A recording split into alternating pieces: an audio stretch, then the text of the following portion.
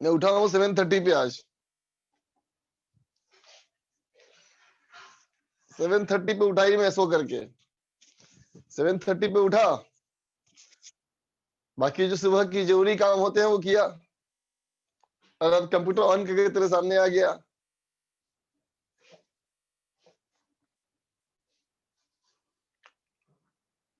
Blur,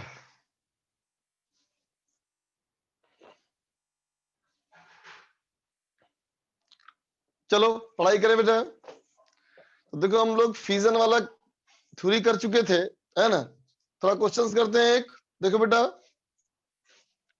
question कहता है क्या कि देयर इज ए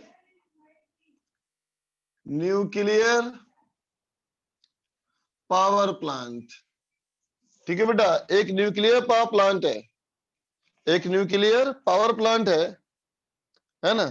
थोड़ा तिरछा चल रहा है यार, ये कैसा ऐसा हो रहा है, एक मिनट।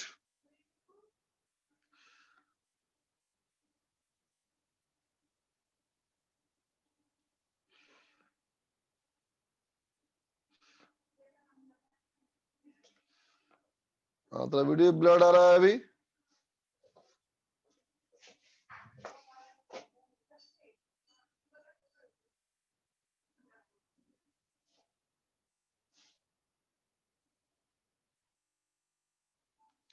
तो वीडियो ब्लर है बेटा, एक मिनट रुक जाओ, सही हो जाएगा ये।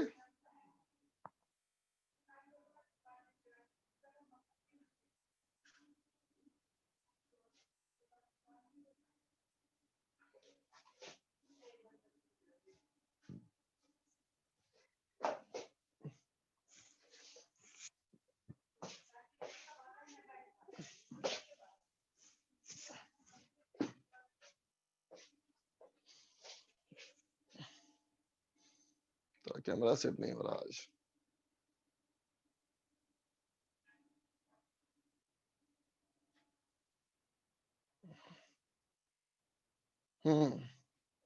हो गया सही है। देख बेटा, कहता है there is a nuclear power plant. ठीक है बेटा, nuclear power plant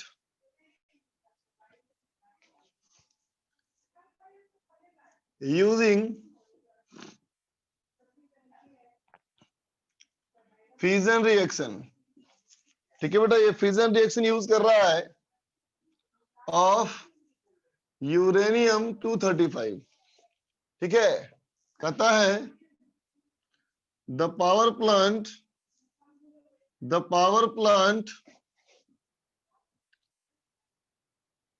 produces 600 megawatt of electricity. ठीक है बेटा, 600 मेगावाट इलेक्ट्रिसिटी प्रोड्यूस कर रहा है ना बेटा, इन एफिशिएंसी 60%। ठीक है बेटा, 60% एफिशिएंसी में ये 600 मेगावाट का पावर प्रोड्यूस कर रहा है बेटा, है ना। तो पहला सवाल कहता है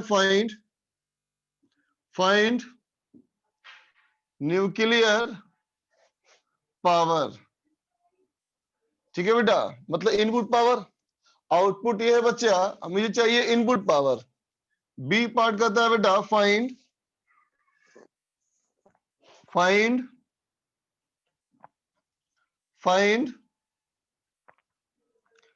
number of reactions required per day, required पर सेकेंड कर लो। ठीक है, इतना प्रोड्यूस करने के लिए न्यूक्लियर रिएक्शन कितना करना पड़ेगा। ठीक है, सी कहता है बेटा find mass of uranium 235 used पर सेकेंड। ठीक है, बनाओ। ठीक है, यस आगे बढ़ो।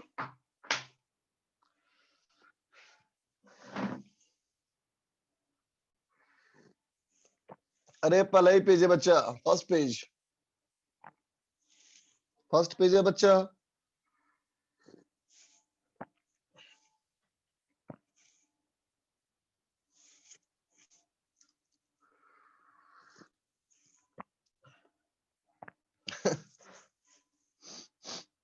फैजान लिख रहा है कि आपकी राइटिंग दिन ब दिन खराब होती जा रही है।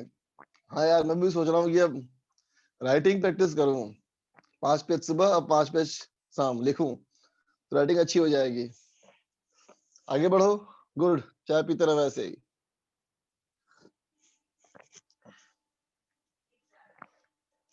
पीयूष बेटा 400 नहीं आएगा रे, 1000 आएगा। फर्स्ट का आंसर 1000 आएगा। करो करो।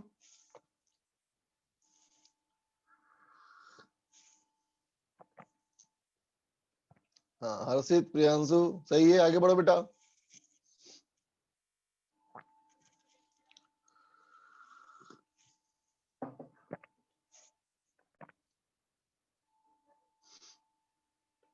देखो फैजान लिख रहा है आपके अंदर कुछ करने की ललक है, मैं आपका टैलेंट पहचान लिया।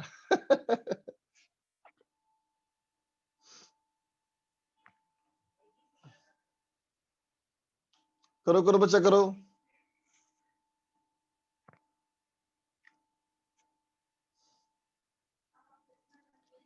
करो बच्चा करो।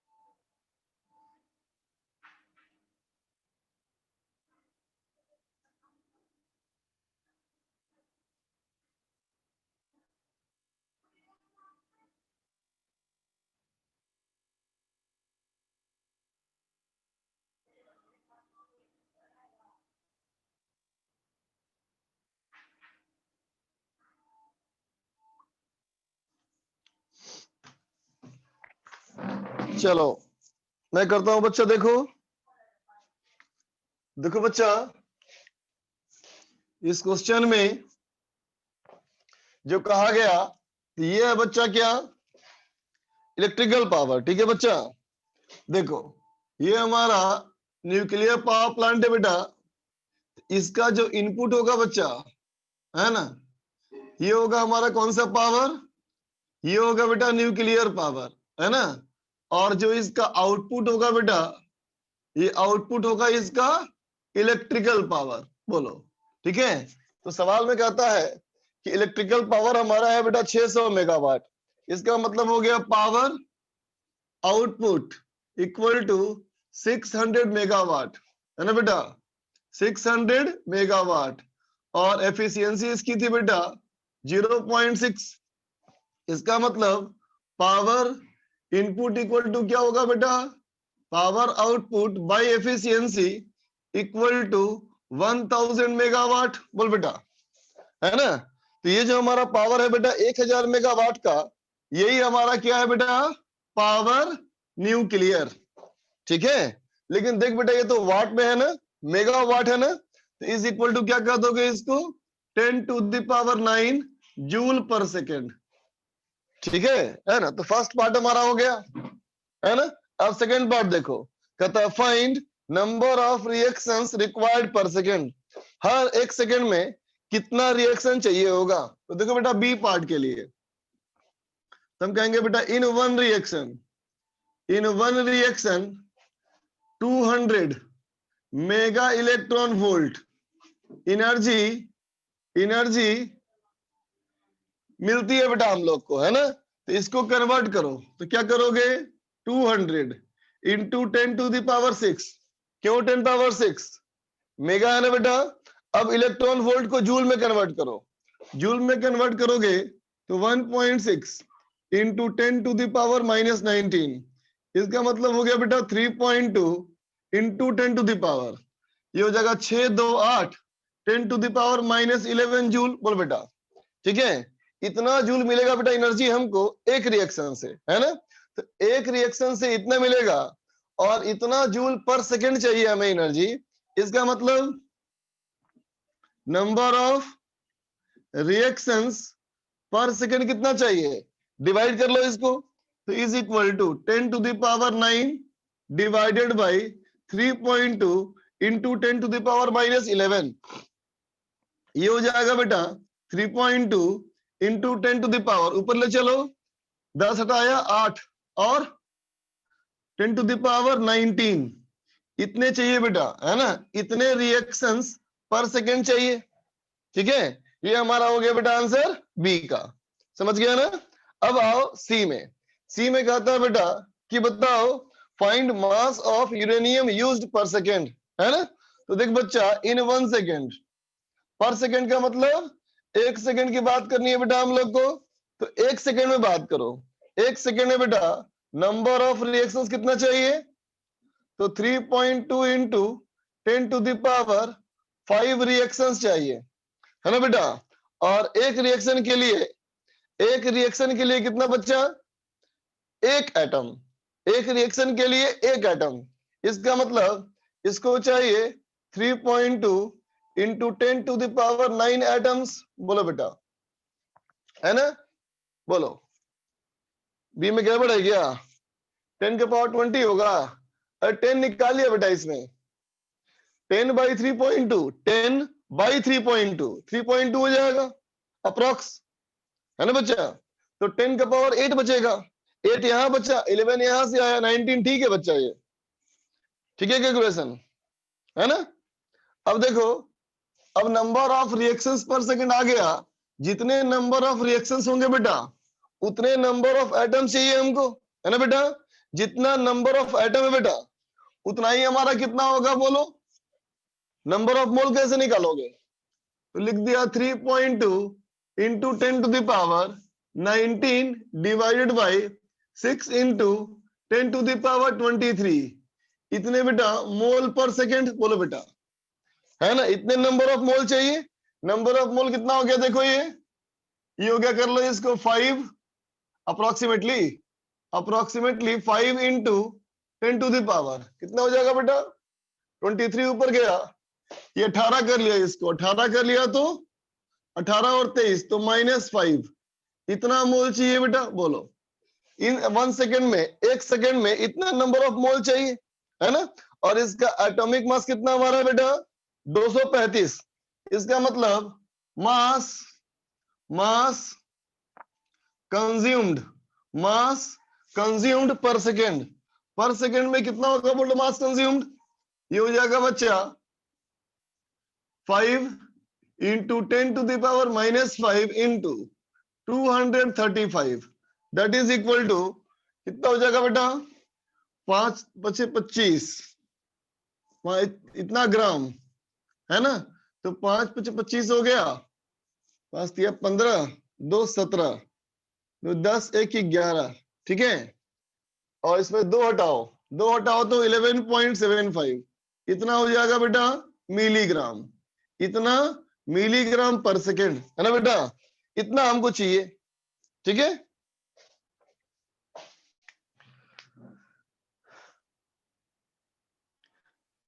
नमन बोलो बेटा। सर वहाँ एक रिएक्शन में 200 मेगा इलेक्ट्रॉन वोल्ट कैसे आया? तो लिखवाया था लास्ट क्लास में, पिछले क्लास में लिखवाया था ना बेटा पॉइंट। हाँ yes sir, yes. Reaction of U35 में लगभग 200 मेगा इलेक्ट्रॉन वोल्ट एनर्जी होती है रिलीज। सौरभ बोलो।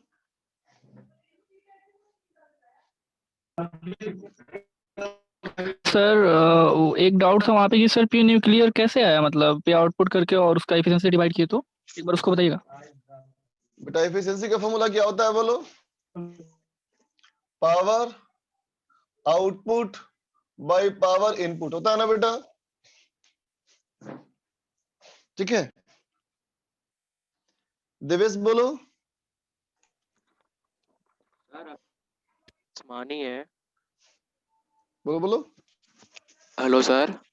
हाँ बोलो बेटा।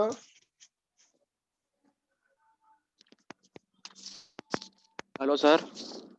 हाँ बोल बेटा, सुन रहा हूँ तेरा आवाज। सर अपन ने जो 3.2 × 10⁻19 रिएक्शंस मानी है सर, वो अपन एक एटम अलग अलग एटम से क्यों मान रहे हैं सर? एक एटम से मल्टीपल रिएक्शंस भी हो सकती थी। नहीं बच्चा, जब एक हमारा फ्यूजन रिएक्शन होगा, यूरेनियम एक टूट गया तो कुछ और बन जाएगा ना, एक एटम से, है ना बेटा। जो एक रिएक्शन होगा वो तो कुछ और बन जाएगा, वो न्यूट्रॉन निकलेगा, वो न्यूट्रॉन किसी और एटम में करवाएगा रिएक्शन। तो यूरेनियम का तो एक रिएक्शन में एक ही एटम इस्तेमाल होगा बेटा, है कि नहीं? समझ गया सर। अगर हाँ बोलो बोलो। सर अपने लेवल पे पॉसिबल है कि सर अपन एक ही यूरेनियम एटम से एक से ज्यादा रिएक्शंस के बारे में बात कर पाए? नहीं बच्चा। Okay sir. है ना, अगर अगर कर भी सकते हो ना बेटा, तो वो तुम्हारा फिर फ्यूजन नहीं होगा, फ्यूजन के बाद रेडियो एक्टिविटी हो सकता है भले ही। अच्छा सर, थैंक यू। वेलकम बेटा। हाँ बच्चा, ये पहला ही क्वेश्चन कराया था मैंने, ये पहले ही क्वेश्चन के 3 पार्ट थे, लिख लो।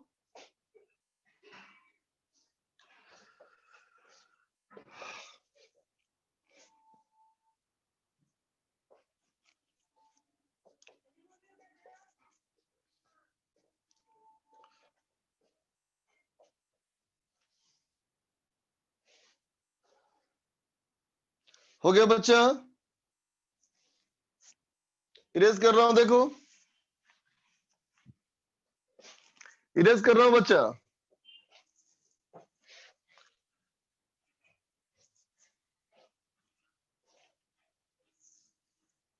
अब देखा जाए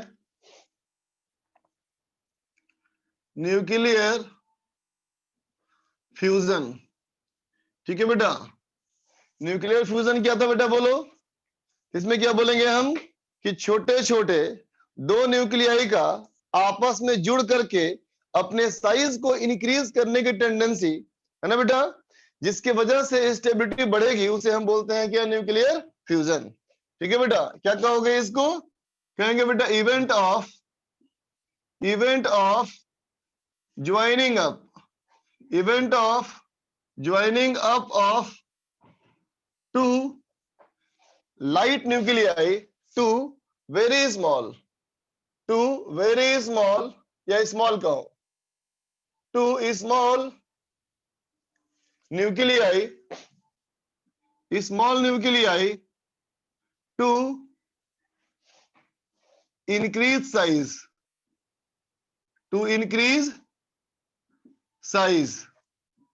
to gain stability,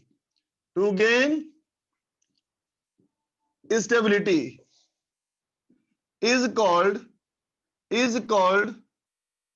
nuclear fusion, ठीक है बच्चा, समझा? क्या कहा बेटा मैंने अभी? 2 बहुत छोटे छोटे न्यूक्लियाई उनका आपस में जुड़ना। क्यों जुड़ना? स्टेबिलिटी को गेन करने के लिए, है ना बेटा। उसी को हम क्या बोलते हैं? न्यूक्लियर फ्यूजन कहते हैं। ठीक है बेटा, ठीक है। तो देख बेटा, फ्यूजन रिएक्शन की अगर हम बात करें तो सबसे पहली बात, फ्यूजन रिएक्शन को इनिशिएट करने के लिए बहुत बड़ा एनर्जी हमको चाहिए होता है। ठीक है, तो क्या कहेंगे? To initiate fusion reaction, to initiate fusion reaction, large amount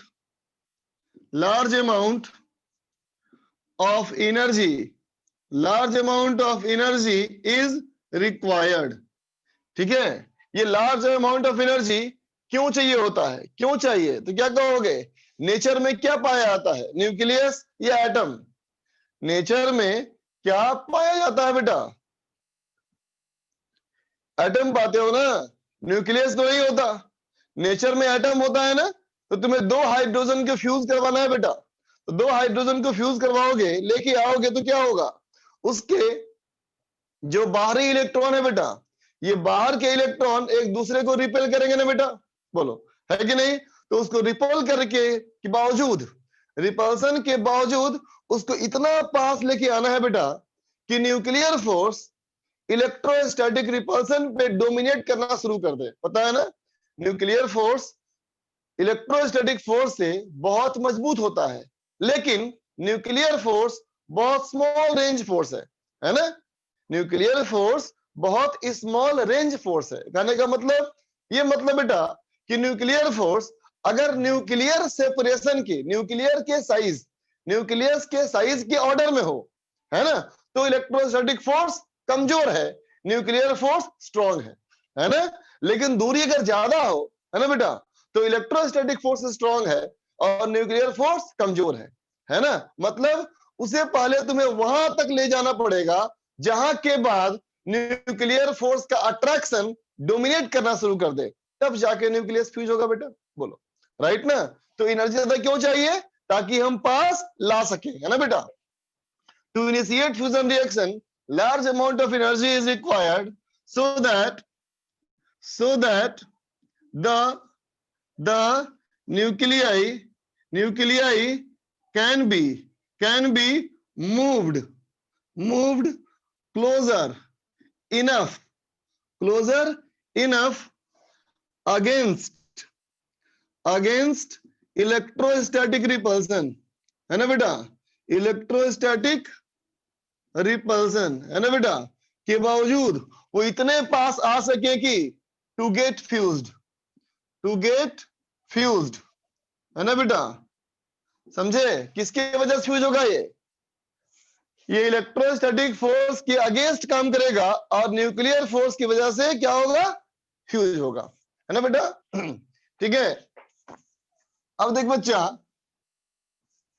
after fusion, लेकिन जब फ्यूजन हो जाएगा बेटा, है ना, तो फ्यूजन रिलीजेस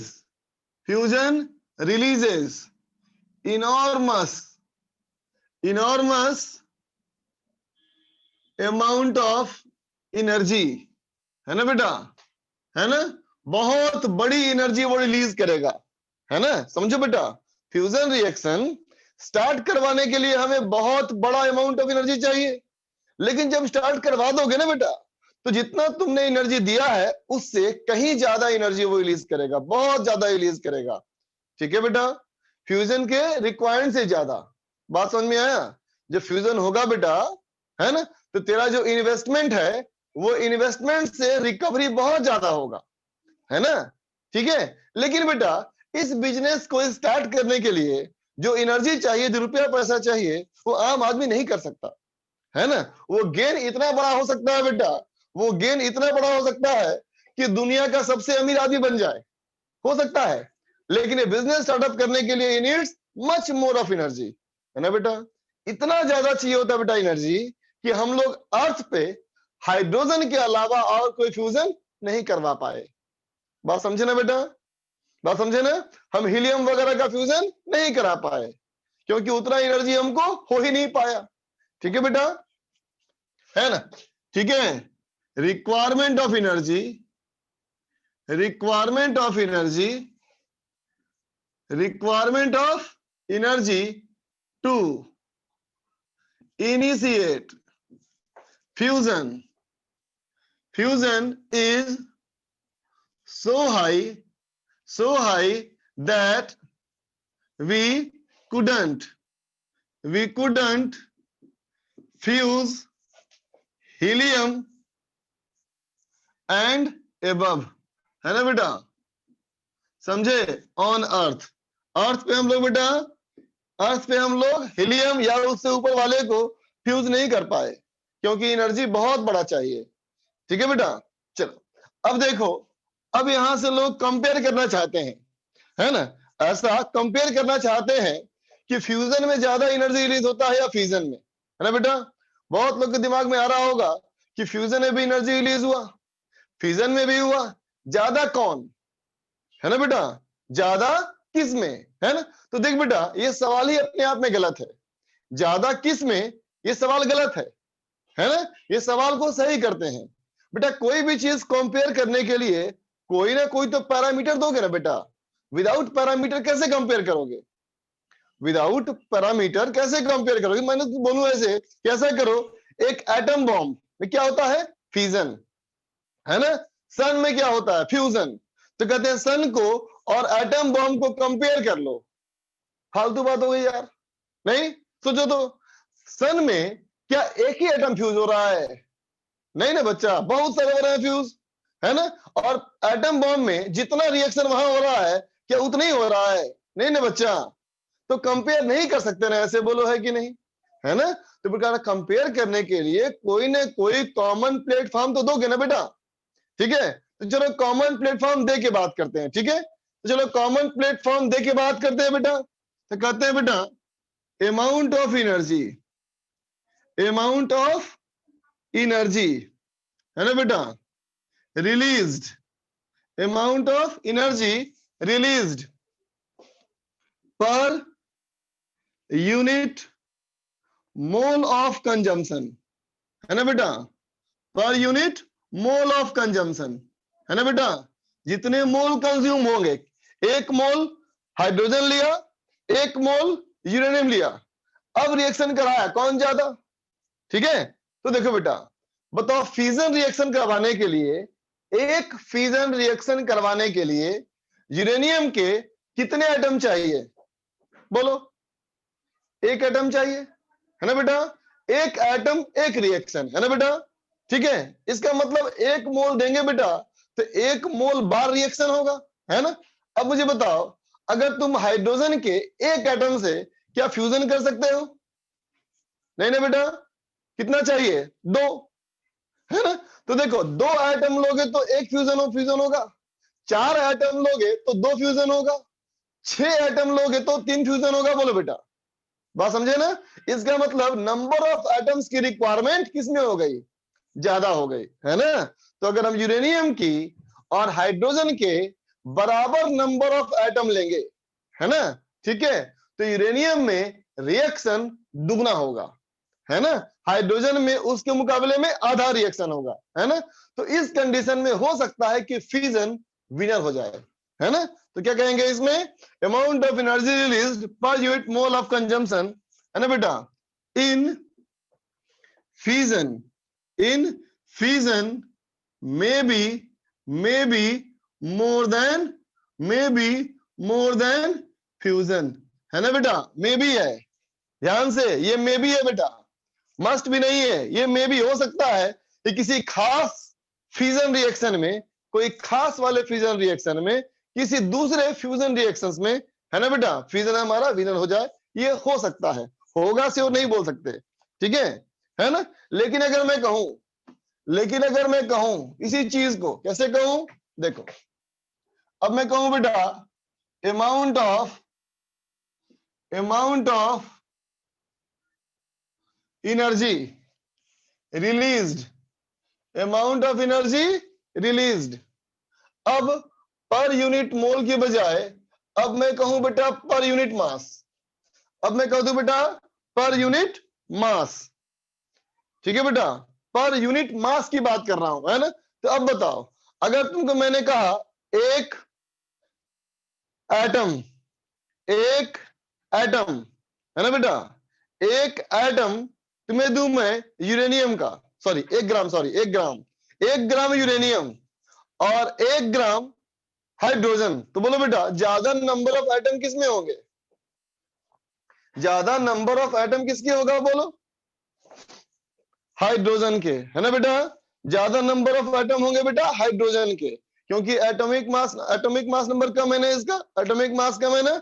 इसका मतलब अगर बराबर मास लें तो हाइड्रोजन के नंबर ऑफ न्यूक्लियाई बहुत ज्यादा हो जाएंगे, है ना। इसका मतलब जहां तुम हाइड्रोजन में बहुत सारा करा पाओगे रिएक्शन, लेकिन यूरेनियम में कंपैरेटिवली कम होगा। तो इसमें पक्का है बेटा कि फ्यूजन वाला विनर होगा, है ना बेटा। तो क्या कहेंगे? पर unit mass in fusion is more then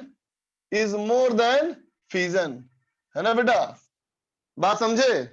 ठीक है, लिख लो, लिख लो बच्चा।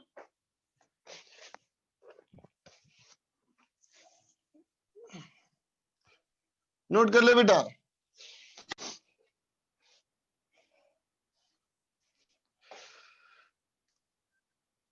सुमित बोलो। सर इसमें न्यूक्लियर फ्यूजन में जब हम दूसरे न्यूक्लियाई को एक न्यूक्लियाई के पास लाएंगे, वर्क करेंगे तो उतनी ही एनर्जी निकलनी चाहिए, उससे ज्यादा नहीं, निकल रही है तो ये तो एनर्जी कंजर्वेशन बिल्कुल, को वायलेट क्यों करेगा।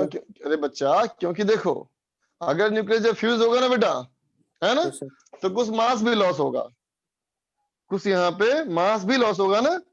यस सर, तो जो मास लॉस होगा वो भी तो एनर्जी में कन्वर्ट होगा, यस बोलो, सर, समझे।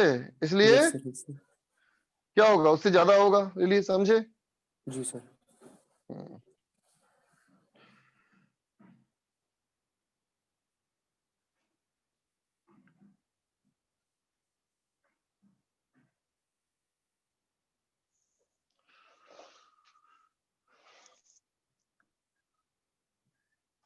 निखिल बोलो।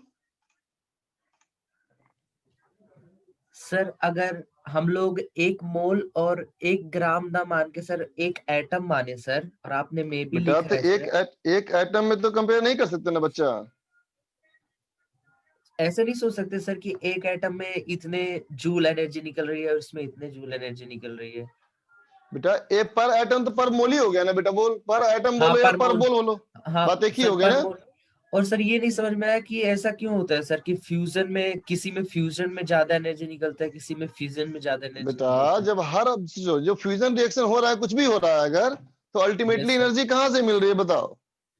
जो सिस्टम का मास लॉस हुआ ना बेटा, जो यस मास सर, लॉस हुआ उसकी वजह से मिल रही है एनर्जी। तो किसी में ज्यादा लॉस हो रही है मास, किसी में कम हो रहा है मास लॉस, है ना।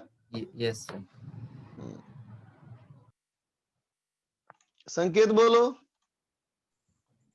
तो जैसे अभी हाइड्रोजन बॉम्ब और न्यूक्लियर बॉम्ब में सर क्या डिफरेंस होता है सर?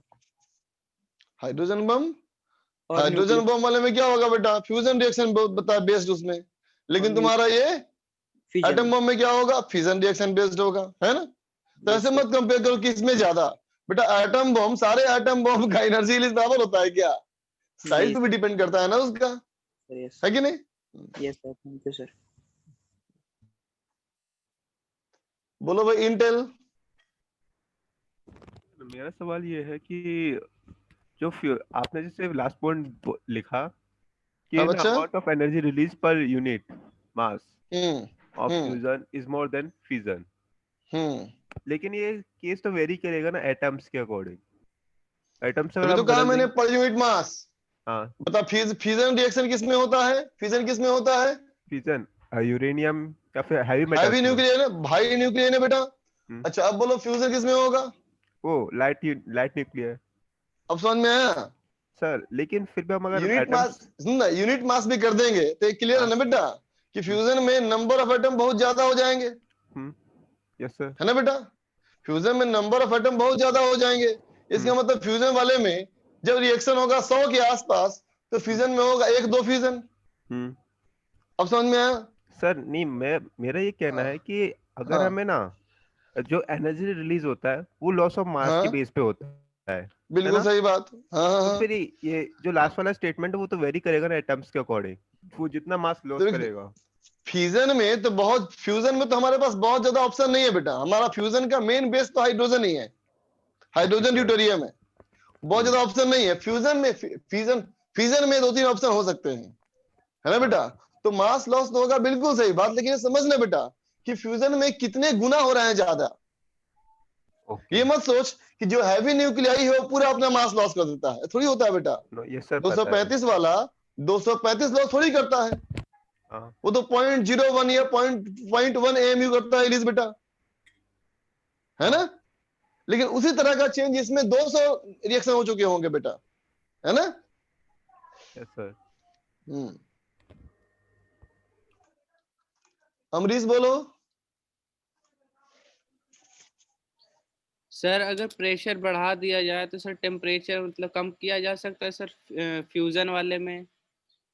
फिर से बताओ, प्रेशर अगर सर प्रेशर और टेम्परेचर मतलब कि बढ़ा दिया प्रेशर जाए ज्यादा बढ़ा दिया जाए तो बेटा, टेम्परेचर। प्रेशर टेम्परेचर बढ़ाना, प्रेशर टेम्परेचर बढ़ाना भी क्या है?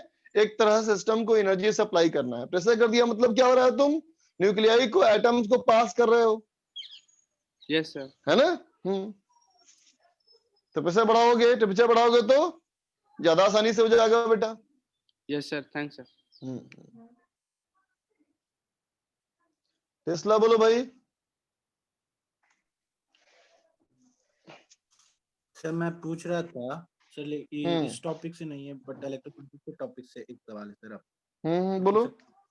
सर इलेक्ट्रोस्टैटिक्स में सर आइंस्टाइन को ये जो E equals to MC square है उसका लॉ सेटिस्फाई करता था सर इलेक्ट्रोस्टैटिक्स में, जो कूलम्ब्स लॉ हम लोग पढ़ते थे सर। F इज कौन इक्वल्स सा टू लॉ? फिर से बोलना एक बार, कौन सा लॉ? ई बराबर E is equals to MC square. ई इसको ये नहीं सर, आइंस्टाइन जो थ्योरी दिए थे सर वो हाँ हाँ। इलेक्ट्रोस्टैटिक्स में सेटिस्फाई करता है सर। देख बेटा, जैसे सेटिस्फाई तो देखो, सेटिस्फाई तो हमारा सब जगह होता है ना, बशर्ते कि तुम उसके कंडीशंस में काम करो, है ना? अगर उसके कंडीशन में काम नहीं करोगे तो जो अमाउंट चेंज आएगा ये बहुत नेग्लिजिबल आएगा, काउंट करने के लायक नहीं होगा, है ना? हाँ सर। ठीक है, जैसे शायद तुम्हारा दिमाग में कहीं ना कहीं ये बात आ रही हो कि चार्ज की बात सोच रहे हो, ऐसा सोच रहे हो क्या? हाँ सर उसमें क्या होता है सर, न्यूटन्स लॉ वायलेट हो जा रहा है सर। किस में? सर जैसे कि 2 पॉइंट चार्ज है उसमें फोर्स लग रहा हाँ है K Q1 Q2/r²। दूसरे चार्ज में हाँ। भी K Q1 अच्छा पहले बताओ Q2/r²। मुझे, ये तुम्हारे खुद के प्रेडिक्शन से या तुमने कहीं पढ़ा है ये फेल होता है? सर मैंने तो पढ़ा है सर। हाँ तब ठीक पढ़ा है तुमने। पढ़ा है, सही पढ़ा है ना? बच्चे कभी खुद क्वेश्चन बना करके करते हैं प्रेडिक्शन की इंटरेस्ट ला फेल हो रहा है ना? तो गलत होता है बच्चा, वो हमारा मैथमेटिकल कैलकुलेशन में गलतियां होती हैं, है ना? लेकिन वाकई में न्यूटन्स लॉ हमारा फेल नहीं होता, बोलो, सेटिस्फाई नहीं करता है जब हाँ बॉडीज की स्पीड बहुत ज्यादा होती है। तो हाँ, ये बात सही है बिल्कुल। चल देख बच्चा,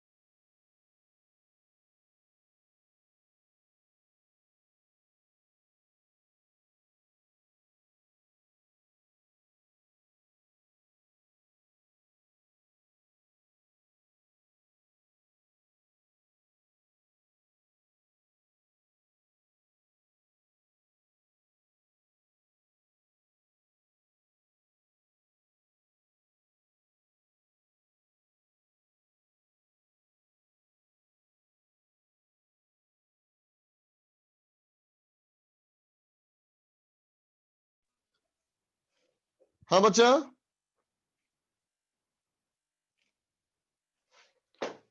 तो फ्यूजन रिएक्शंस में ये रिएक्शंस नोट कर ले बच्चा। हालांकि वीडियो ब्लर्ड है अभी, 1 मिनट रुक जाओ, सही हो जाएगा ये।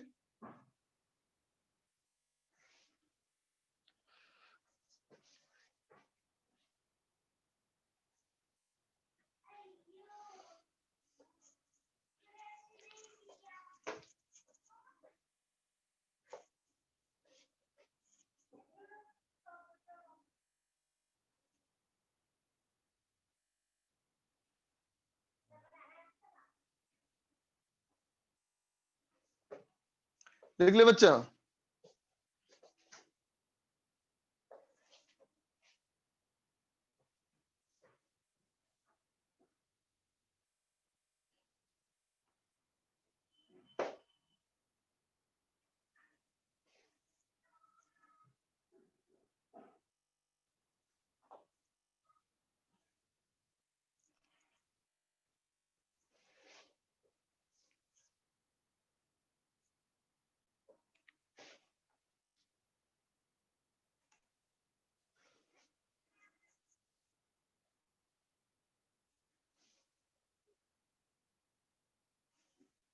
नहीं दिख रहा है। अरे 1H2 1H2 1H2 से बना 1H3 और बना 1H1 और एनर्जी इतनी होगी बेटा रिलीज, ठीक है। और 1H2 दोनों ड्यूटेरियम, ठीक है बच्चा। ये फ्यूज किया तो बनेगा ट्रिटियम और निकलेगा एक न्यूट्रॉन और इतनी एनर्जी निकलेगी बच्चा। अब 1H2 1H3 और ये हमारा हीलियम 24 साथ में बनेगा एक न्यूट्रॉन नहीं है पगले, न्यूट्रॉन है ना। अरे हमारा 1.7 गड़बड़ हो गया, ये 2 होगा ना, ये 2 होगा बेटा, है ना। 17.59 मेगा इलेक्ट्रॉन वोल्ट, ठीक है। रूपाली बोल बच्चा।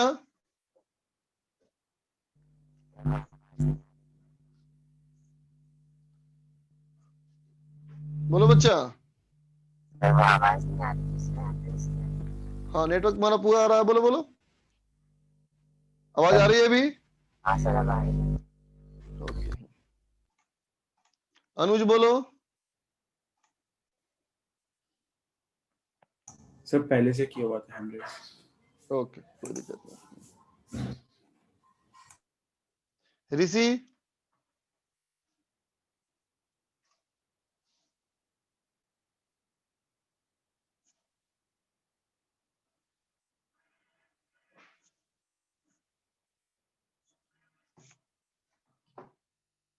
नहीं बच्चे, याद करने की जरूरत नहीं है, याद करने की जरूरत नहीं है। फ्यूजन के क्वेश्चन जो आएंगे ना वो रिएक्शन दिया रहेगा, है ना। मैं तुम्हें एग्जांपल के तौर पे दिया, याद करना जरूरी नहीं है, ठीक है। चलो आगे देखा जाए बच्चा, आगे दिखा जाए बेटा रेडियो एक्टिविटी, है ना बेटा, ठीक है।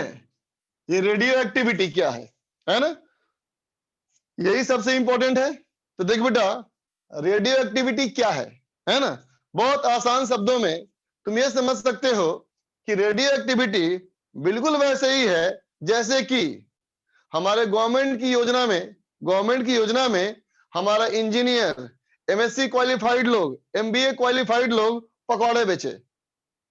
बात समझा, है ना।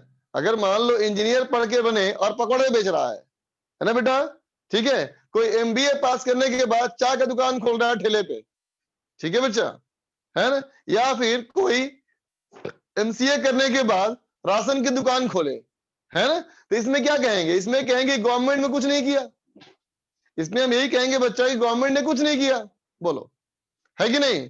इसमें क्या किया, इसमें आदमी ने खुद ही किया, मतलब इसको किसी ने किया नहीं, ये अपने आप हो गया। बोलो, बात समझा ना। क्या बोलेंगे, ये अपने आप हो जाएगा। ये होता है रेडियो एक्टिविटी, समझे बात को। रेडियो एक्टिविटी क्या होगा, अपने आप होगा, इसको करवाने की जरूरत नहीं है ना, ठीक है। वैसे ही हम ये बिल्कुल उम्मीद नहीं कर सकते बेटा कि दुनिया का हर इंजीनियर जो बेरोजगार है वो चाय बेचेगा या फिर पकौड़े बेचेगा, नहीं बोल सकते ना बेटा। उसी तरह से रेडियो एक्टिविटी में भी हर न्यूक्लियर को तुम डिके करोगे, ये भी जरूरी नहीं है। बात समझ में आ गई बात, है ना बेटा? रेडियो एक्टिविटी क्या है? स्पॉन्टेनियस रिएक्शन, है ना बेटा? ये क्या है? ये बच्चा स्पॉन्टेनियस रिएक्शन है ना बेटा? ये अपने आप होता है, ये अपने आप होता है, ठीक है बेटा? किस में होगा? बोलो किस में होगा? ये चीज किस लेवल में होगा? तो बोलेंगे बेटा ऐसे एलिमेंट जो कि बहुत छोटे भी नहीं है, बहुत छोटे होते तो फ्यूज हो जाते, बहुत बड़े होते तो क्या होते? बोलो फ्यूजन हो जाता, टूट जाता। ये भी नहीं है बेटा। मतलब ये कौन से हैं? तो कहेंगे ये है बेटा मीडियम साइज्ड अनस्टेबल न्यूक्लियाई, है ना बेटा? मीडियम साइज्ड अनस्टेबल न्यूक्लियाई, है ना बेटा? क्या बोलोगे? रफली एटॉमिक मास नंबर 100 से लेकर के 200 तक का। एटॉमिक मास नंबर 100 से 200 के बीच में, लगभग बोल सकते हो, पक्का नहीं बोलना, ठीक है ना? अब देखो तीसरी बात बेटा, जो मीडियम साइज न्यूक्लियाई है ना, वे क्या होंगे? ये छोटे छोटे पार्टिकल्स रिलीज करेंगे, है ना बेटा? रिलीजेस स्मॉल पार्टिकल्स, ठीक है ना? सच एज अल्फा और बीटा पार्टिकल्स, है ना बेटा?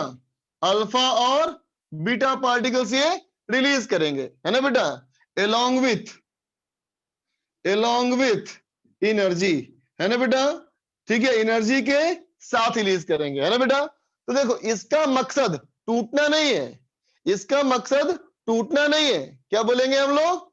ये टूटेगा नहीं, क्या करेगा ये? तो कहोगे ये छोटे छोटे पार्टिकल्स को रिलीज कर रहा है ना बेटा, अपने न्यूट्रॉन प्रोटॉन के रेशियो को एडजस्ट करने के लिए, है ना बेटा? तो कहेंगे to adjust neutron proton ratio, है ना बेटा? न्यूट्रॉन प्रोटॉन रेशियो को एडजस्ट करने के लिए ऐसा होता है, ठीक है बेटा? बात समझा ना?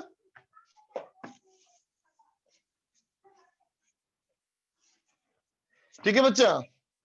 अब देखा जाए स्टैटिस्टिकल लॉ, नहीं, ये नहीं, पहले देखो डिस्प्लेसमेंट लॉ। सबसे पहले देखा जाए बेटा डिस्प्लेसमेंट लॉ, है ना? डिस्प्लेसमेंट लॉ का मतलब क्या है? डिस्प्लेसमेंट लॉ का मतलब क्या है? तो कहोगे बेटा इसका मतलब ये है क्वालिटेटिव एनालिसिस, है ना बेटा? मतलब रेडियो एक्टिविटी में क्या होता है? ये क्या है? क्वालिटेटिव एनालिसिस, है ना बेटा?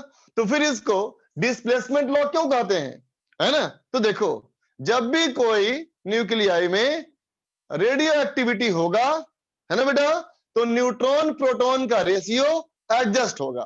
तो अब बताओ न्यूट्रॉन प्रोटॉन का बेटा जब रेशियो एडजस्ट होगा तो क्या उम्मीद करें कि एटॉमिक नंबर सेम रहेगा? बोलो, रेडियो एक्टिविटी के बाद एटॉमिक नंबर सेम रहेगा, क्या उम्मीद कर सकते हो वैसा? नहीं ना बच्चा, तो क्या कहोगे? पीरियोडिक टेबल में उसका स्थान बदलेगा। तो पीरियोडिक टेबल में स्थान बदलना इज कॉल्ड डिस्प्लेसमेंट, है ना? पीरियोडिक टेबल में एक जगह से दूसरी जगह पे शिफ्ट हो जाएगा, वो क्या है? बोलो, डिस्प्लेसमेंट लॉ है बेटा। समझ गया? ठीक है, देखो अब मैं कहूं सबसे पहला जो हमारा है बेटा ये है अल्फा डीके, ठीक है? अल्फा डीके में क्या होगा? तो देखो बेटा एक्स कोई न्यूक्लियाई जो अनस्टेबल है, मीडियम साइज है ना बेटा? जेड और ए, है ना बेटा? ये टूट जाएगा, किसमें टूट जाएगा? एक वाई बनेगा, ये एक वाई बनेगा, है ना बेटा? और वाई में क्या होगा? ये z-2, ये होगा बेटा y में z-2 और a-4, है ना बेटा, और इसके साथ निकलेगा एक हीलियम का न्यूक्लियाई, है ना बेटा, 2 4, बोलो बेटा, निकलेगा एक हीलियम का न्यूक्लियाई। ठीक है, ये जो हीलियम का न्यूक्लियाई है बच्चा, यही हमारा क्या है, अल्फा पार्टिकल है। यही हमारा क्या है बच्चा, अल्फा पार्टिकल है ना। ठीक है, ठीक। तो मुझे बताओ बेटा एक बात, सोच के देखो, है ना बेटा, थोड़ा सोचते हैं। ठीक, देखो बेटा, मान लो अगर मैं कहूं ये क्या है बच्चा, बोलो, एक्स, एक न्यूक्लियाई, ध्यान देना, ये एक न्यूक्लियाई है ना बेटा। ठीक है, इसमें से टूटा, क्या बना, एक हीलियम का न्यूक्लियाई, एक हीलियम का न्यूक्लियाई, बहुत छोटा न्यूक्लियाई, और एक और न्यूक्लियाई, बोलो बेटा, है ना। ठीक है, लेकिन कॉमन सेंस लगाते हैं हम लोग, कॉमन सेंस लगाओ, बोलो बेटा, इस स्फीयर में से ऐसी कोई चीज अगर निकाल लोगे तो क्या वो स्फीयर बन पाएगा, मुझे बोलो। स्फीयर में से स्फीयर निकालोगे तो क्या बचा हुआ शेप स्फेरिकल होगा, नहीं ना बेटा, बोलो। उसे क्या करना पड़ेगा, रीअरेंज करना पड़ेगा, बोलो, है ना बच्चा, उसको वापस को रीअरेंज करना पड़ेगा ना, बोलो, है ना। तो आपस में रीअरेंज करेगा, है ना, इसका मतलब अभी उसमें और बदलाव होंगे। जैसे ही निकलेगा जैसे ही निकलेगा बेटा, तो इसको हम कर देंगे स्टार। स्टार मतलब ये स्टेबल नहीं है, अभी ये रीअरेंज नहीं हुआ, है ना। अब क्या होगा, रीअरेंज होगा, है ना बेटा, अब ये रीअरेंज होगा। तो क्या बनेगा, y z-2 और a-4, है ना बेटा। ठीक है, अब बताओ, अब जब रीअरेंज होगा तो क्या रीअरेंज होने के बाद कोई और पार्टिकल तो निकलेगा ना बेटा, बोलो। अभी और कोई प्रोटॉन न्यूट्रॉन को एडजस्ट करने की जरूरत नहीं, अभी क्या करना है, बोलो, सिर्फ एनर्जी करना है, रीअरेंज, एनर्जी निकालना है ना बेटा। तो कहेंगे क्या निकलता है इसके आगे, इसके निकलता है बेटा क्या, गामा फोटॉन्स, समझा। इसमें से बाहर क्या निकलेगा बेटा, गामा फोटॉन्स, है ना। इसी को हम लोग कहते हैं क्या बच्चा, गामा डीके, समझ में आया। इसलिए क्या बोलते हैं बच्चा इसको, गामा डीके। तो याद रहे, गामा डीके जो होता है बेटा वो कब होता है, तो कहेंगे जब भी कोई न्यूक्लियाई टूटेगा और न्यूक्लियस को वापस रीअरेंज करने की जरूरत पड़े तो फोटोन के जैसा वो एनर्जी निकलेगा, और ये फोटोन की एनर्जी बच्चा एक्सरे के फोटोन से भी बड़ी होगी, है ना। इसकी एनर्जी मेगा इलेक्ट्रॉन वोल्ट में होती है ना बेटा। विजिबल लाइट किसके ऑर्डर में, तो बोलेगा इलेक्ट्रॉन वोल्ट के ऑर्डर में। ठीक है, एक्सरेज किसके ऑर्डर में, तो किलो इलेक्ट्रॉन वोल्ट के ऑर्डर में, है ना। गामा रेज किसके ऑर्डर में, तो मेगा इलेक्ट्रॉन वोल्ट के ऑर्डर में, है ना। नॉर्मल विजिबल लाइट के मुकाबले में 100 गुना एनर्जी से ज्यादा किसमें होती है, बोलो, ये होती है एक्सरे में, और उससे 100 गुना ज्यादा किसमें होती है बेटा, गामा रे में। ठीक है, लिख लो। नमन बोल बच्चा, तो आवाज ही नहीं इसमें है। देवांश बोलो, देवांश। सर वो धोखे से हैंड रेज हो गया था शायद। कोई बात नहीं बच्चा, कोई बात नहीं। पीयूष। सर आपने वो जो क्वेश्चन था ना वो न्यूक्लियर पावर प्लांट वाला, हाँ बच्चा, उसमें आपने बताया था कि इनपुट एनर्जी रहती है, सर वो एनर्जी हम देते हैं। हाँ बिल्कुल सर फिर आउटपुट होती है एनर्जी। हाँ सर, हाँ सर तो सर पर आपने एक पॉइंट भी लिखाया था न्यूक्लियर फिजन में कि हम स्मॉल अमाउंट देते हैं और ज्यादा रिलीज होती है। अरे बेटा वो रिएक्शन का आउटपुट हुआ ना, वो रिएक्शन का हमारा हुआ, समझा। हम पावर प्लांट की बात कर रहे हैं। अच्छा, बात समझे। जैसे कि मान लो हम यूं कहें बेटा कि रिएक्शन अगर हो रहा है, हम तो दिए बहुत कम एनर्जी और निकला बहुत सारा एनर्जी, है ना। तो ये बहुत कम एनर्जी को नेग्लेक्ट ही करो यार। जो एनर्जी निकल रहा है उसी को मानो रिएक्शन का आउटपुट। वो रिएक्शन का आउटपुट गया न्यूक्लियर रिएक्टर के इनपुट में, समझा। अच्छा, यस सर।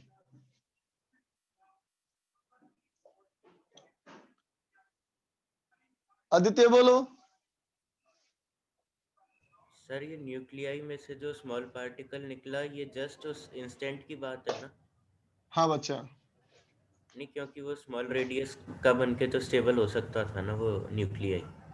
एकदम स्टेबल एकदम नहीं बोल सकते ना बच्चा, क्योंकि इसमें 2 प्रोटॉन है और 2 न्यूट्रॉन है ना। देखो ये भी हो सकता है कि रीएडजस्टमेंट की जरूरत नहीं के बराबर पड़े, और ये भी हो सकता है कि रीएडजस्टमेंट की जरूरत बहुत ज्यादा पड़े, यस है ना।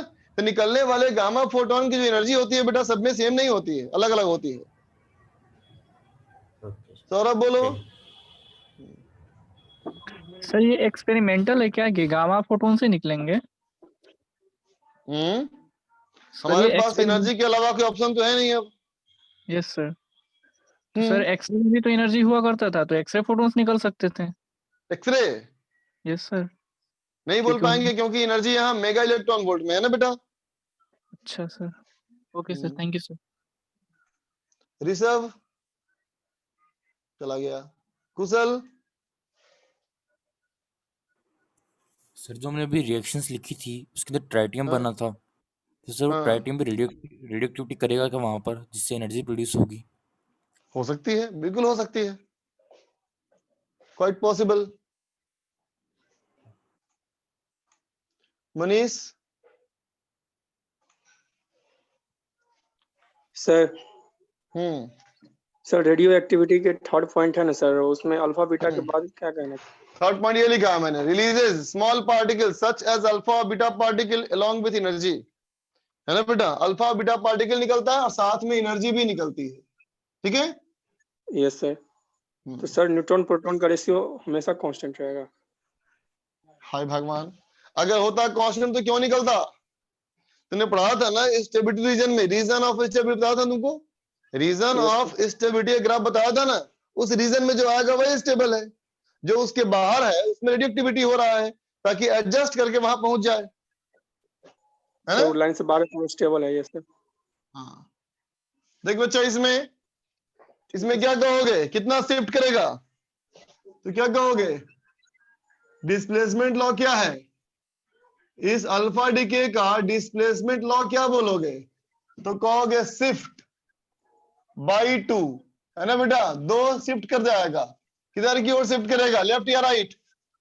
पीरियोडिक टेबल में x के मुकाबले में y किधर शिफ्ट करेगा? 2 कम हो गया ना, तो लेफ्ट शिफ्ट कर जाएगा, ठीक है बच्चा, है ना। अब देखो बच्चा, एनर्जी एनालिसिस, एनर्जी की एनालाइज किया जाए, ठीक है बेटा।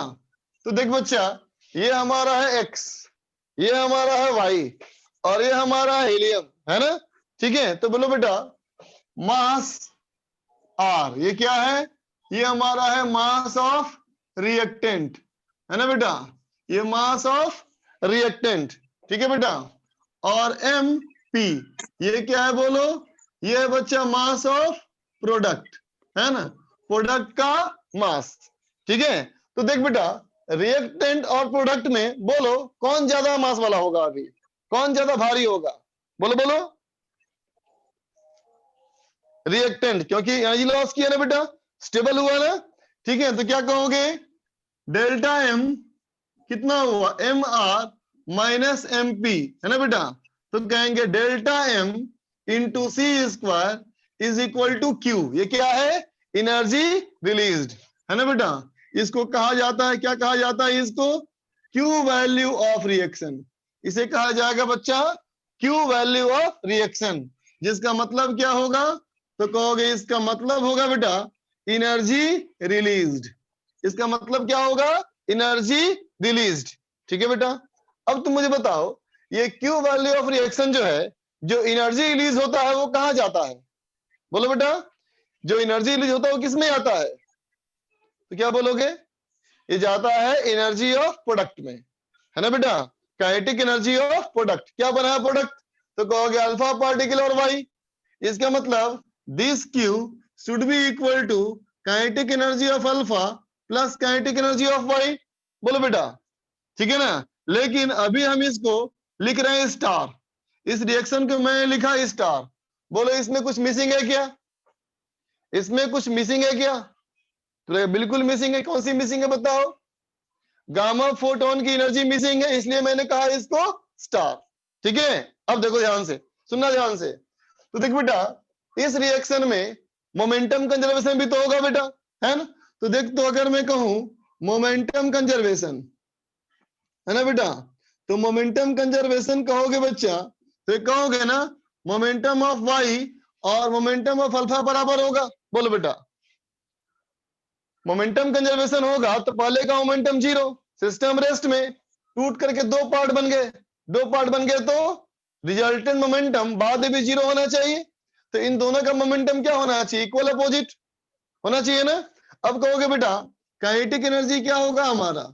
ये फॉर्मूला होता है p²/2m, है ना बेटा, ठीक है, और p दोनों का सेम है। तो ऐसे बोलोगे बेटा कि kinetic energy of alpha by kinetic energy of Y, alpha और वाई का रेशियो मास का इनवर्स रेशियो होगा।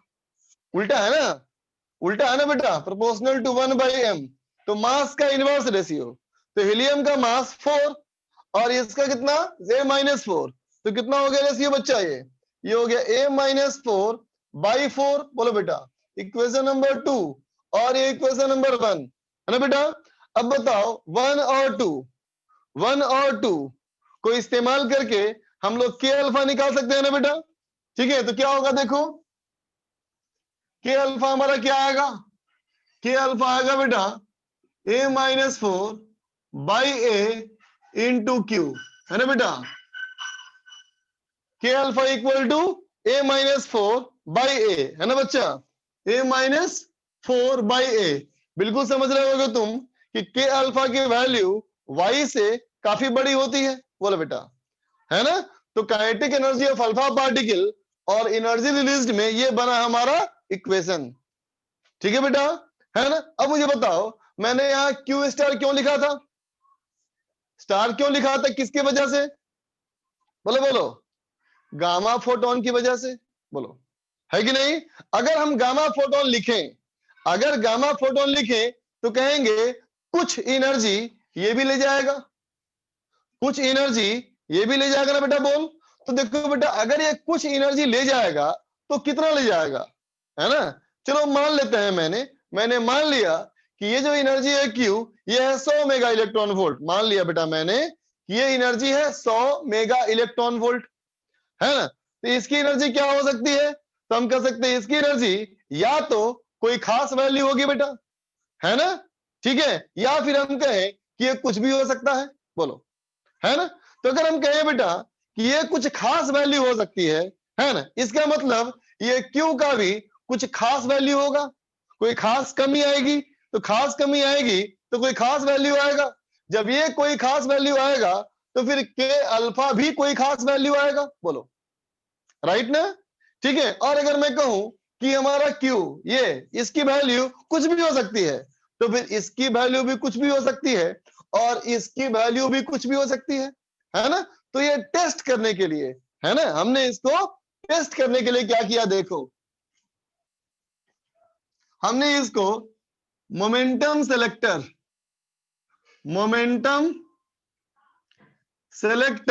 है ना, एक इंस्ट्रूमेंट है, कुछ खास नहीं, बहुत सिंपल इंस्ट्रूमेंट। क्या है देखो, इस इंस्ट्रूमेंट में एक मान लो खास बाउंड्री, इस बाउंड्री के ऊपर मैग्नेटिक फील्ड 0 है और इस बाउंड्री के नीचे मैग्नेटिक फील्ड नॉन जीरो है ना। और मान ले बच्चा,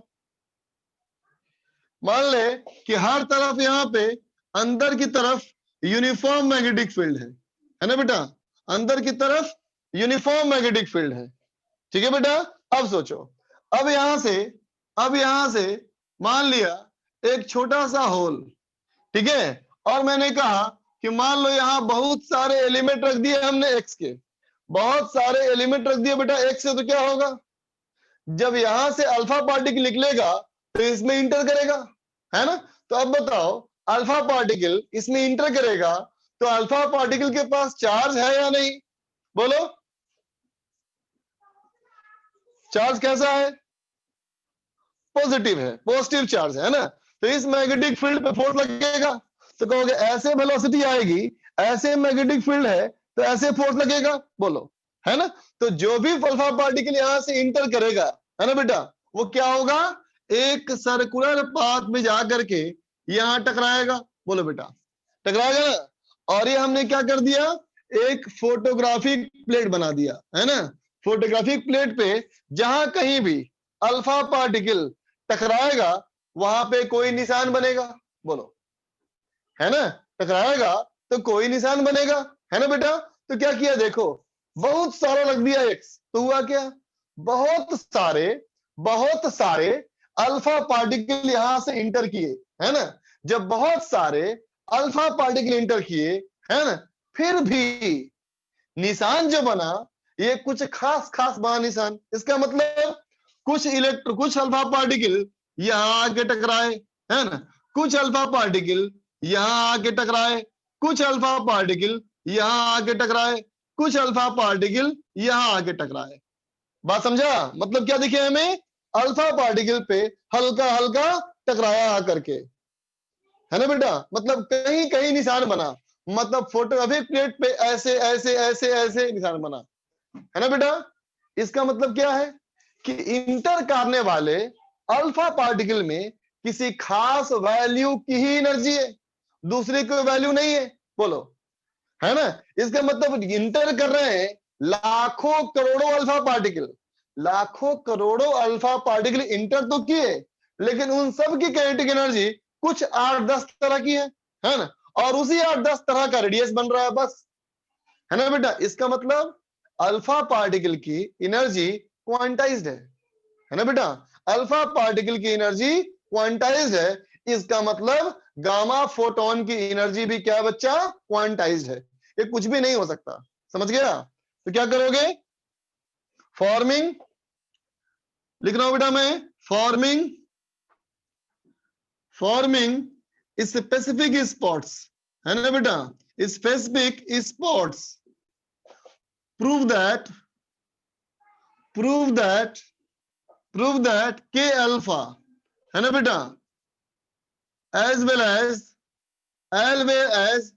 एनर्जी ऑफ गामा फोटोन की एनर्जी क्या है बच्चा, ये क्वांटाइज्ड है ना बेटा, क्या है, ये क्वांटाइज्ड है, ठीक है, लिख लो।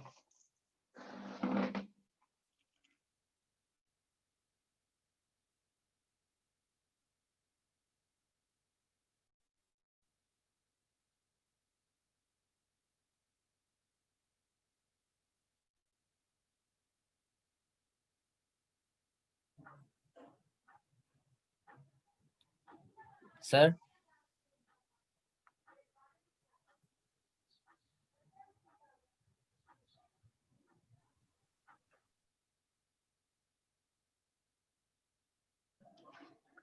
सर पिछले क्वेश्चन में आपने बोला था कि वाई स्टार से वाई बनेगा, तो उसमें मास लॉस नहीं होगा क्योंकि एनर्जी लॉस हुआ है।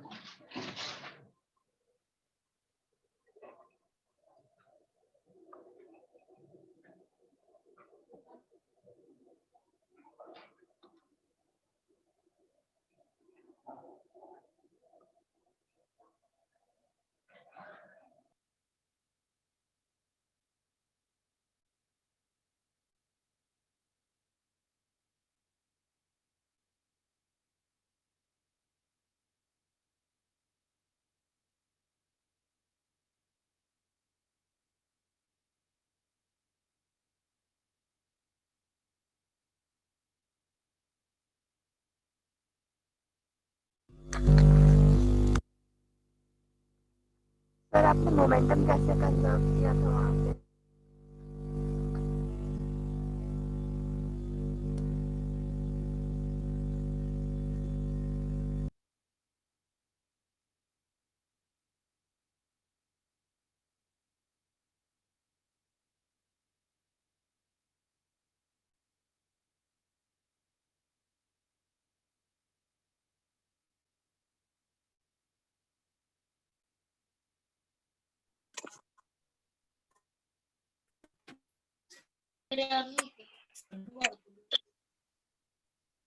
हेलो हेलो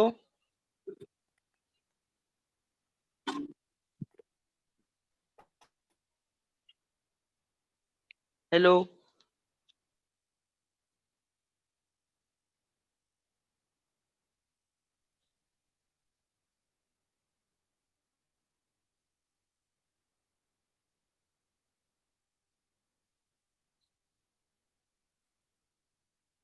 सर आपकी आवाज नहीं आ रही।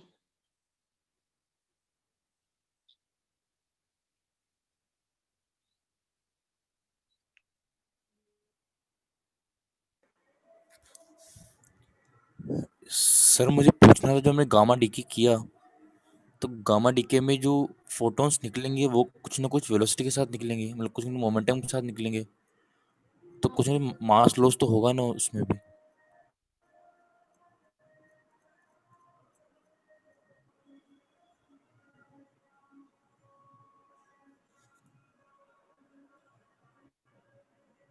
सर नहीं आ रही आवाज नहीं आ आवाज। रही।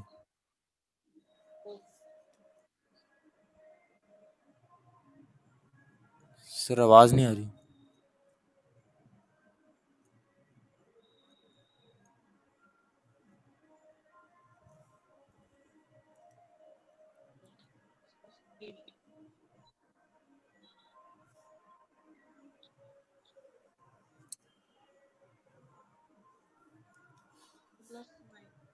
सर आपका माइक डिस्कनेक्टेड है।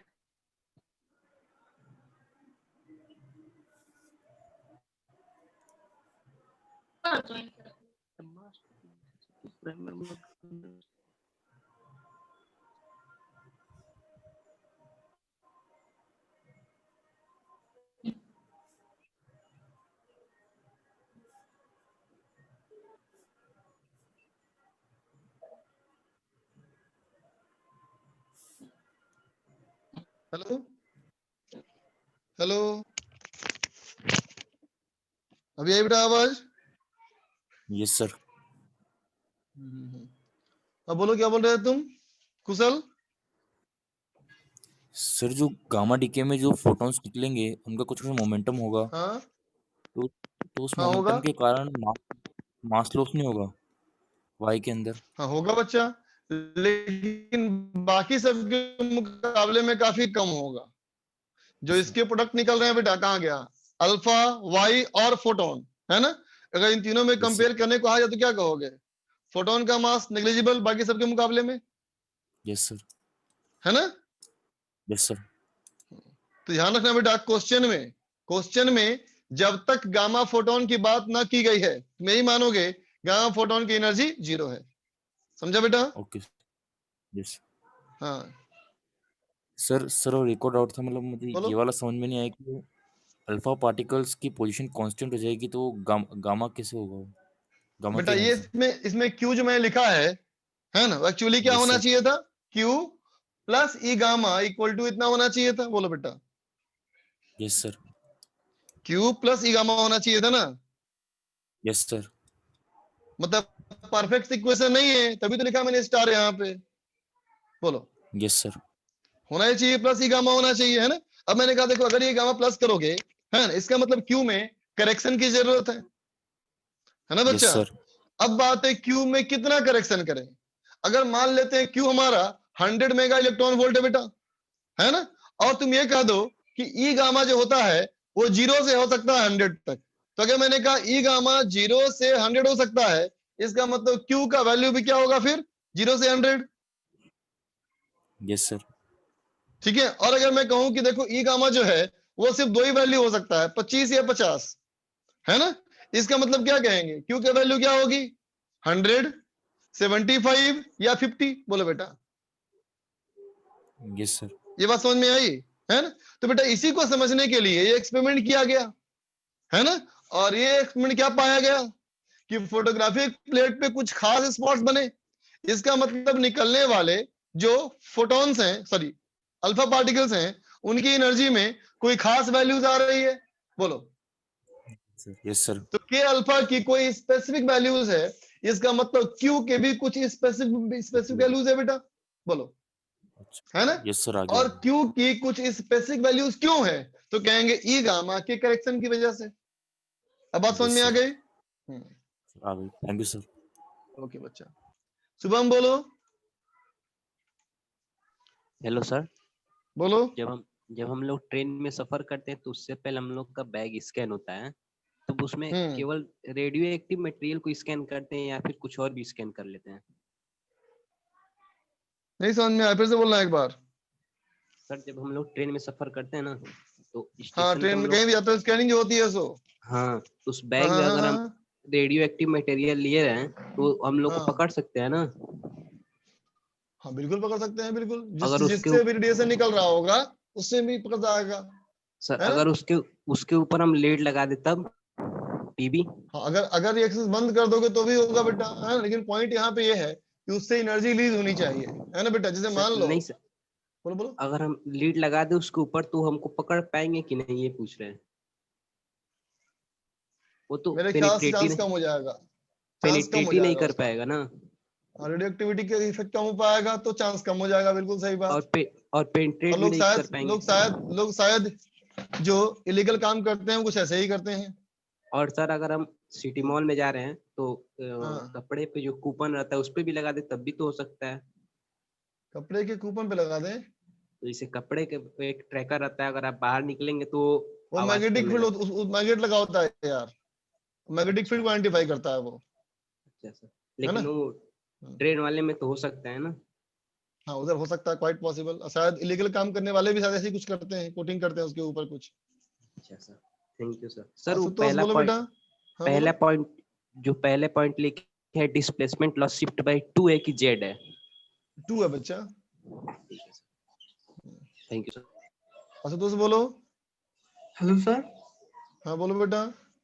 सर ये कह रहा हूँ सर, एनर्जी जो ऐसा हो सकता है कि एनर्जी इनफाइनाइट टाइम तक निकलती रहे? एनर्जी इनफाइनाइट लाइन तक जाएगा बेटा, इनफाइनाइट नंबर ऑफ लाइंस बोल रहे हो क्या? नहीं, इनफाइनाइट टाइम तक चलती रहे मतलब। क्या रही है कि रेडियोएक्टिविटी? हाँ हाँ हाँ होती है, इनफाइनाइट टाइम तक ही चलती रहती है, बिल्कुल सही बात है ये। जैसे मान लो 10,000 एटम्स रख दिए जाए बेटा, है ना? तो कौन कब टूटेगा इसकी कोई वो नहीं है, समझा? Yes sir.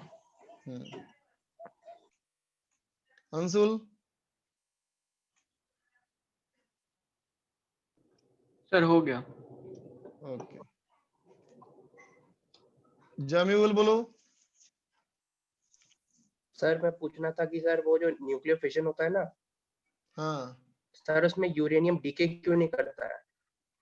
बेटा, decay and fusion they are different, समझे बात को? जैसे सर मान पर लो, सुन तो, जैसे मान लो इंडिया में से, है ना, 2-4 लोग हमेशा माइग्रेट करते हैं, कोई यूएस माइग्रेट कर रहा है, कोई हमारा यूके माइग्रेट कर रहा है ना बेटा, इसको डीके बोलेंगे, हमारा स्किल डीके हो रहा है ना? ठीक है। लेकिन जब इंडिया का विभाजन हो गया पाकिस्तान और इंडिया में, तो उसे क्या बोलेंगे? उसे फ्यूजन बोलेंगे ना। जब जो निकलने वाली चीज क्या हो, कंपेरेबल मास का हो, तब क्या बोलते हैं बेटा? फ्यूजन बोलते हैं, है ना? ठीक है। जीत बोलो। Hello sir. बोलो बेटा। हेलो। हाँ बोल बच्चा, आ रही है सर आवाज मैं तुम्हारी। पूछ रहा था कि जो वाई था, अल्फा डीके में जो वाई था और वाई स्टार जो किया था गामा डीके के लिए, तो उनमें डिफरेंस क्या था? बताया तो बेटा, वाई स्टार क्या है? डीके करने के तुरंत बाद, ठीक है। और वाई क्या है? डीके करने के तुरंत बाद जो बना न्यूक्लियस, जो कि अनस्टेबल था, है ना, वो सिर्फ अपने न्यूट्रॉन्स प्रोटॉन्स को रीअरेंज करके जो एनर्जी निकाला वो बन गया वाई। आई बात समझ में? Jeet. Okay sir. Yes sir. Ankit. Sir ये जो एक्स से वाई स्टार और हीलियम 2+ बना, ये वाला स्टेप जो है वो अल्फा डीके है? हाँ ये अल्फा डीके है। फिर वाई स्टार सर से जो वाई वाई, बना वो गामा डीके है। अच्छा ओके सर। और सर ये क्यों क्या है, एक बार बताइए। कौन सा वाला? ये क्यों क्यों वैल्यू? क्यू वैल्यू हमारा बेटा एनर्जी रिलीज्ड है, मतलब रिएक्शन में जो, अच्छा ठीक है समझ गया मैं। हाँ। आयुष। सर ये मोमेंटम सिलेक्शन में सर जो पार्टिकल्स से फोटोग्राफिक प्लेट से टकराते हैं, सो उसके बाद मतलब बता देंगे क्या? मैंने कहा बेटा फोटोग्राफिक प्लेट टकराया है ना बेटा, ठीक। तो फोटोग्राफिक प्लेट पे ऐसे ऐसे बन गए स्पॉट्स, है ना? इसका मतलब किसी खास रेडियस का बन रहा है सर्किल, कोई खास रेडियस का सर्किल, मतलब कोई खास मोमेंटम, कोई खास काइनेटिक एनर्जी, कोई खास काइनेटिक एनर्जी वाले अल्फा पार्टिकल ही यहाँ पे अवेलेबल है। ये इसका हुआ प्रेडिक्शन, ठीक है। रूपाली बोलो। सर आपने वाई और अल्फा का मोमेंटम इक्वल कैसे किया?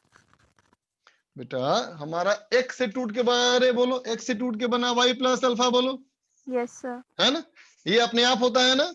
Yes sir. इसका मतलब इसे कुछ करने की जरूरत नहीं है, रेस्ट में है। Yes sir. तो इनिशियल मोमेंटम 0 है तो फाइनल मोमेंटम भी 0 होना चाहिए। अच्छा ओके सर, समझ गए। हाँ थैंक यू सर। ओके बच्चा। टेस्ला बोलो। सर कार्बन डेटिंग जो हम लोग करते हैं सर, जिससे हम लोग को पता चलता है कि कितना पुराना ये सब्सटेंस हाँ हाँ है, हाँ, वो भी इसी तो का है, ये पार्ट है, वो भी तो इसी का इसमें पार्ट है, भी अभी नहीं आया उसमें, हम लोग वेट करो अभी। ठीक है निखिल। सर ये जो अल्फा पार्टिकल निकलते हैं सर, ये कोई हाँ एब्जॉर्ब भी तो करता होगा ना सर, जैसे कि जो किसको? अनस्टेबल एटम्स है। हाँ तो वो निकल के चला गया, कहाँ चला गया उससे कोई मतलब नहीं, यस सर, उससे हमें कोई मतलब नहीं है। मतलब है कि x से y में चेंज हुआ तो मेरा Yes, कितना sir. लॉस हुआ, बस यही पर्पस है। यस सर, आज डिस्कशन नहीं होगा क्या, मतलब आज? अब कहाँ करेंगे डिस्कशन, यस आज नहीं कर पाएंगे अब। होमवर्क दे दीजिए सर। हाँ देख बच्चा, क्वेश्चन देखो, एक छोटा सा क्वेश्चन देखा जाए। छोटा सा क्वेश्चन ये है बेटा, इन alpha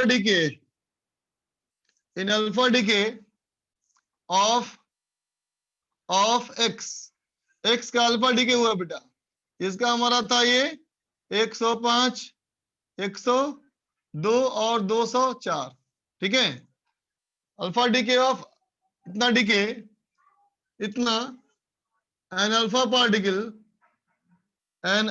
particle of kinetic energy 10 mega electron volt is found. ठीक है, 10 मेगा इलेक्ट्रॉन वोल्ट हमारा पाया गया। ठीक है, तो पहला सवाल कहता है कि find Q value of reaction, Q value of reaction कितना होना चाहिए। दूसरा कहता है find mass difference in reactant and product. ठीक है, चलो बनाओ। तो इस सवाल में कहीं भी गामा फोटोन की बात नहीं की गई, तो तुम भी ये मान के चलोगे कि गामा फोटोन की एनर्जी अभी 0 है। श्वेता से बोलो तुम।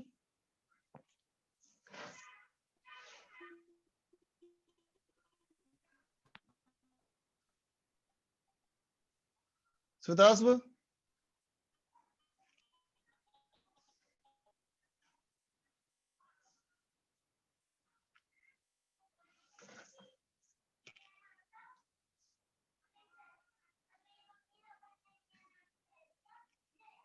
हेलो हेलो,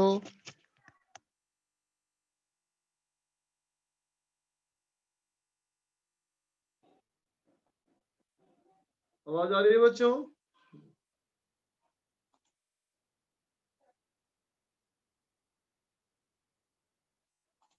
आंसर भेजो बेटा।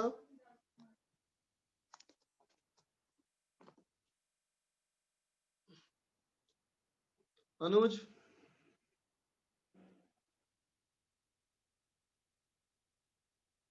Shivam,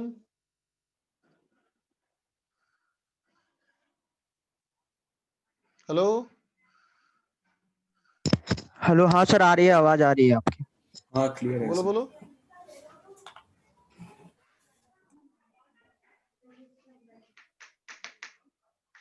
what is quantized?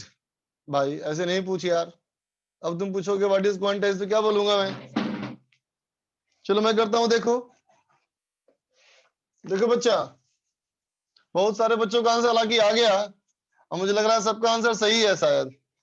तो देखो बेटा, के अल्फा का ये फॉर्मूला हमारा क्या था, a-4 by A into Q value, है ना बेटा। तो के अल्फा था बेटा 10, a-4 हो गया 200, है ना बेटा। और ए हमारा कितना हो गया 200 इंटू क्यू, 202। ठीक है, तो क्यू इक्वल टू कितना हो जाएगा 2020 बाई 200, है ना बेटा। इसका मतलब हो गया 101 बाई 20। तो ये तो बेटा आ गया 10.1 मेगा इलेक्ट्रॉन वोल्ट। बोलो बेटा, आ गया ना, 10.1 इलेक्ट्रॉन वोल्ट हो गया बेटा। ठीक है, तो अगर Q वैल्यू 10.1 हो गया तो बी पार्ट में पूछा है मास का डिफरेंस। तो मास का डिफरेंस क्या हो गया, Q equal to delta M into C square. So delta M equal to कितना बच्चा, तो 10.1 डिवाइडेड बाई 931.5 AMU। बोलो बेटा, समझ गए? 204 था, सॉरी हाँ ये 204 था ना बेटा, मेरी गलती है ये।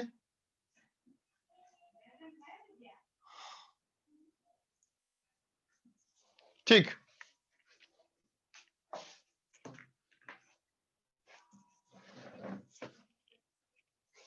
तो चलो बच्चा, जितना हमारा होमवर्क दिया हुआ था उतना ही होमवर्क है ना, उतना ही करके आना है बच्चा। होमवर्क को एक्सटेंड नहीं किया मैंने, जो पहले दिया हुआ था उतना ही होमवर्क है। चलो बाय बच्चा।